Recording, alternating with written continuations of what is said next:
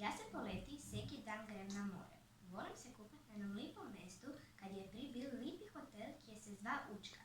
Pa se i to mesto kad bi se peno ljudi kupije isto zove Učka. Tamo sam hodila kad sam bio jako miki, pa se nauči na to mesto i zato mi je tamo najljubije. Kada se grem kupat, sobom zemem i udicu i ješku, až volim lovit rib i to mi fajn dobro gre. Kada ulovim malo veće ribi, onda njih drugi dan svrigamo za obed ili učinimo brudet. A kada lovim male ribi, skuhamo je za pesi. Za ješku naberem pežiće, ako nimam to stavim na udicu malo kruha. Kruh najprije moram malo zmočiti da bude vlažen. Kada udicu hitim va more, peno se rib spravi oko ješki.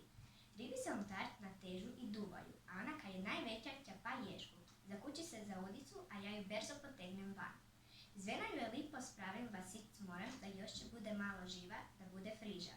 Ma nimam baš vavik sriće, nikada mi se ne dogodi da mi udica padne na dno pa se ćapa za nikakav kamik. Onda ne moram znet udicu, pa ju moram ili potkinut ili pak moja mat mora poći va more. Udicu mi otkući do dna.